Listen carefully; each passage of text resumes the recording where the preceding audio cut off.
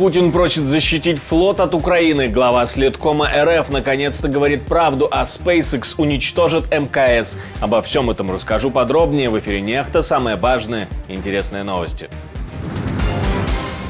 Укрепление границ и военные учения для всех поляков. Польша готовится к сопротивлению. Я очень рад прогрессу в решении этих вопросов. ЕС готов отгородиться от Беларуси стеной, а с Украиной подписывает соглашение по безопасности. Ну, понимаете, можно сколько угодно шутить на эту тему, пусть строят только шипами к себе внутрь. Росіяни практически уничтожили Херсонес в оккупированном Крыму.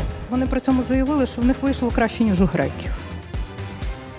Спасибо, что смотрите, спасибо за доверие, не забывайте ставить лайки, оставлять комментарии, подписываться на канал и не забывайте про кнопочку «Супер спасибо», это очень важно, так вы можете нас поддержать. Поехали. Польша и страны Балтии призвали отгородиться от России и Беларуси линией обороны длиной в 700 километров. Представители государств, граничащих с РФ или Белоруссию, призвали ЕС построить линию обороны, чтобы защитить Союз от военной угрозы и других вредных действий Москвы. В своем письме к главе Еврокомиссии они попросили дополнительного финансирования на это. Построение системы оборонной инфраструктуры вдоль внешней границы ЕС с Россией и Беларусью удовлетворит острую и насущную необходимость защиты ЕС от военных и гибридных угроз. Строительство оборонительной линии вдоль 700-километровой границы ЕС с Россией и Беларусью оценивается в 2,5 миллиарда евро. Для реализации такого проекта необходима поддержка ЕС как в политическом, так и в финансовом плане. Польша и страны Балтии готовятся к гибридным угрозам со стороны России и Беларуси. На это уже, конечно, отреагировали и в Москве. И, конечно, представитель МИД РФ говорит, все это надумано. Но понимаете, можно сколько угодно шутить на эту тему, пусть строят только шипами к себе внутрь. Потому что единственная угроза для стран Европейского Союза – это они сами с их маниакальной зависимостью от Вашингтона и натовских структур. Больше для них угрозы никто не представляет. Они сами себе это придумали. Они живут в мире, где нет свободы, где нет свободной конкуренции, где нет, не знаю, соревновательности. Они живут в мире бесконечных фобий, они живут в мире провокаций, которые сами же устраивают, а потом пытаются объяснить своим гражданам ЕСовских стран, кто во всем виноват. А мы попросили прокомментировать возможность строительства таких фортификаций или сколько-нибудь крепкой линии обороны военного аналитика группы «Информационное сопротивление» Александра Коваленко.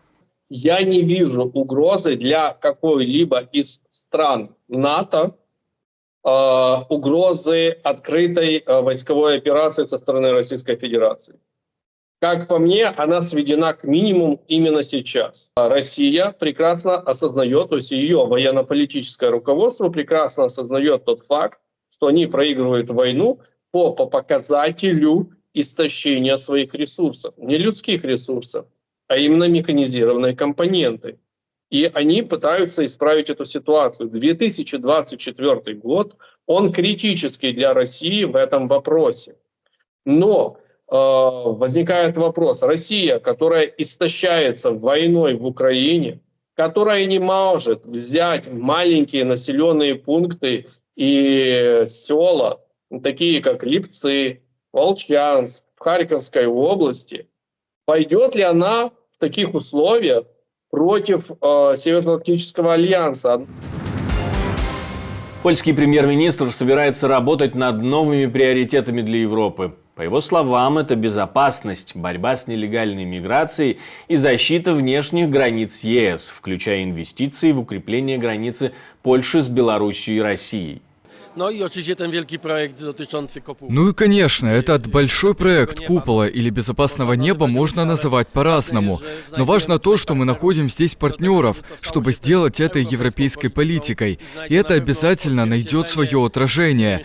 Я еще не знаю, каким будет итоговый документ, но он будет отражен в выводах. То есть безопасное небо над Европой, безопасное небо над Польшей на наших глазах становится политическим приоритетом для всего Европейского Союза. Союза. Так что у нас, безусловно, есть причины быть довольными. Пока умеренно, потому что мы находимся до, а не после. Я очень рад прогрессу в решении этих вопросов.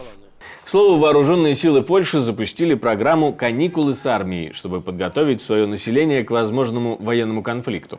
Associated Press пишет о том, что основная цель программы – это поиск кадров для польской армии, которая на данный момент насчитывает около 198 тысяч военнослужащих. Обучение продлится 28 дней, и за это заплатят 6 тысяч злотых. Наша команда существует благодаря вам. Поддержите ее, чтобы мы могли продолжать нашу работу. Евросоюз подписал с Украиной договор о гарантиях безопасности. Это один из самых важных документов на евроинтеграционном пути страны. Президент Украины приехал для этого на саммит ЕС в Брюсселе. Мы должны работать над следующими шагами. Вы всегда говорите, что мы слишком торопимся, но нам это необходимо. Поэтому сегодня мы обсудим с лидерами наши дальнейшие шаги и, конечно, неотложные вещи.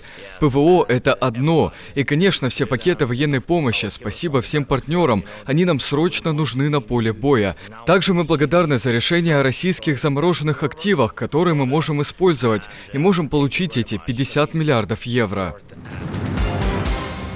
Глава российского Следкома наконец-то сказал правду. Речь идет не о решениях или признании в том, кто на самом деле виновен в терактах, а только о том, как правильно называть Госдуму РФ. Будьте добры, если можно, так сходу. Вы депутат, да? Скажите, пожалуйста, а что происходит в Госдуме? Там вообще как-то заинтересованы в решении этой проблемы, причем принятию новых законов, которые соответствуют напряженности ситуации? Я здесь, и, очевидно, этот вопрос интересует. Конечно, мы этим занимаемся, я лично этим занимаюсь. С большим интересом сейчас слушаю выступающих, и, если вы позволите, после окончания я к вам подойду. Очень бы хотелось узнать, когда хорошие законы примет наша Государственная Дура. Извините, я в комментарии. Спасибо, услышала. На это отреагировал Вячеслав Володин, спикер Госдумы. Его слова публикует российская РБК. И он говорит, что глава Следкома своей фразой о государственной дуре оскорбил народ, поскольку депутатов выбирают граждане. Также глава российского Следкома рапортовал об отправке 10 тысяч мигрантов на войну в Украину из 30 тысяч, получивших российское гражданство. Говорит, тыловые подразделения будут укреплять. Военно-морской флот России нуждается в защите, говорит Путин. Дроны стали реальной угрозой российскому флоту, и бороться с ними как-то приходится. Видимо, без пинка Путина никто до этого додуматься не смог. Для повышения боевой устойчивости сил флота надо укреплять и уделить особое внимание скорейшему внедрению систем дистанционного обнаружения угроз, в том числе со стороны беспилотных аппаратов. Имея в виду не только контроль воздушного пространства средствами ПВО, но и совершенствование систем наблюдения за надводной и подводной обстановкой для борьбы с морскими роботизированными комплексами противника. Необходимо защитить наш флот от возможных атак уже на дальних подступах к военно-морским базам и районам действия наших кораблей. Действительно ли российскому флоту угрожает опасность занесения в своеобразную Красную книгу? Ведь сколько бы ни изготавливала кораблей российская промышленность, в Черное море, скажем, могут попасть только единицы. Черноморский флот становится все меньше. Мы спросили об этом у военного аналитика группы «Информационное сопротивление» Александра Коваленко. У российского флота с ПВО вообще большие проблемы. Даже то, что было на ракетном крейсере «Москва», оно было нерабочее. И это в свое время взбесило во время одних из учений адмирала Горшкова.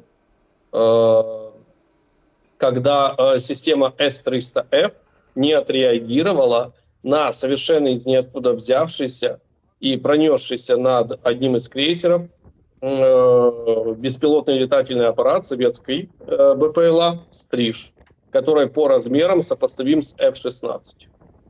С-300Ф, то есть это флотская система противовоздушной обороны, его не увидела.